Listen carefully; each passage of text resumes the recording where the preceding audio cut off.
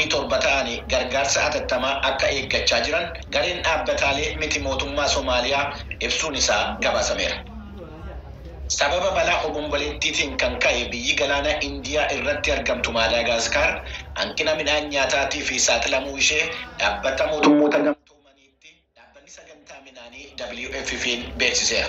Dhuma torban darbee obomboleettiin galaanaa Baatsiraa'ii jedhamee moggaafame balaa geessiseen namoonni 20 du'anii 50 yommuu buqqa'an oomisha midhaan bilchaatee fi manoottan jireenyaa mancaasuun isaa gabaasameera. Biyyi jiraattota miliyoonii 30 qabdu Maadaagaskar balaa isaa ammaa kanaan dura obomboleettii Aan jedhamee moggaafameen rukutamtee namoonni 55 du'anii 100 fi 30 erga buqqa'anii torban 2 gidduutti. Maadaagaskaritti daayirktera WFP kan ta'an Baaskwaaleenaa Disiriyoon akka jedhanitti gargaarsi hatattamaa argamuu dhabaannaan jiraattonni biyyattii dafanii dandamachuu hin danda'an. We have 150,000 people affected, but these numbers they can easily raise. We have right now still the waters increasing. Uummata balaa kanaan miidhaman 150,000 qabna. Lakkoofsi kun akka salphaatti dabaluu danda'a. Ammayyuu laggeen akka guutanitti jiru. Namoonni ammayyuu balaa keessa jiru. Oomisha midhaan nyaataa uummata Malaagaasii isa duraa kan ta'e ruuziin akka manca'e beekna.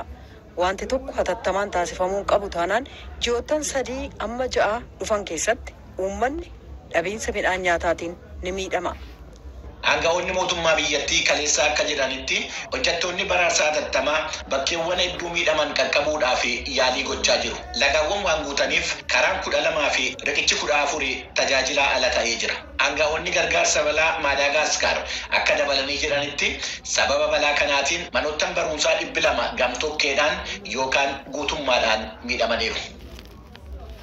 Manni murtii Afrikaa kibbaa obboleewwan lakkuu 2 warreen dirqama garee Islaamic State jedhamu irraa fudhatanii embaasii United States irratti haleellaa raawwachuudhaaf karoorfatanii turan jedhe irratti adabbii hidhaa murteesseera. Obboleewwan lakkuu 2 Tony Lee Tulisii fi Bernard Lee Tulisii dargaggoota waggaa 28 yommuu ta'an hidhaa waggaa 11 fi waggaa 8 itti murtaa'eera. Obboleewwan lakkuu 2 adoolessa bara 2016 kaasee mana hidhaa keessaa kan turan yommuu ta'u Diplomaatota United States, Britain, Russia fi France magaalaa Pretoria keessatti argamanuu fi rakkaalee saba Jewish irratti haleellaa raawwatanii gara Sooriyaatti deemuudhaan ISIS'tti makamuudhaa fi karoora baafachuu isaanii ibsuudhaan kan abbaan alangaa isaanii himate.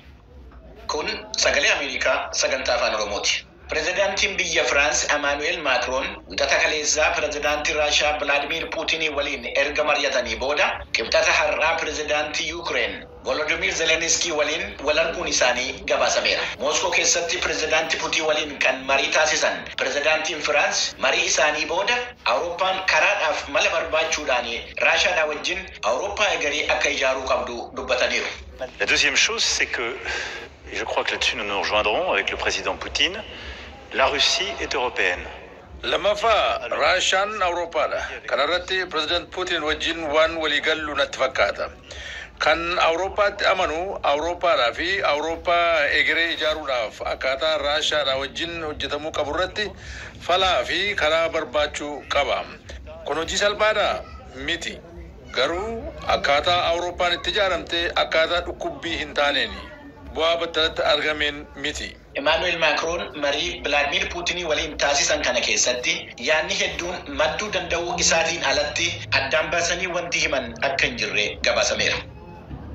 Dhimma Raashiyaa fi Ukraine irratti Washington keessatti kan mari'achaa turan pirezidaantiin United States Joe Biden fi Chancelloriin German Olaf Scholz yoo Raashiyaan Ukrainiin weerarte haalli akka kanaan duraatti akka deemuu hin dandeenye waliigaltee irra ga'uu isaanii ibsi White House irraa ba'ee beeksiseera.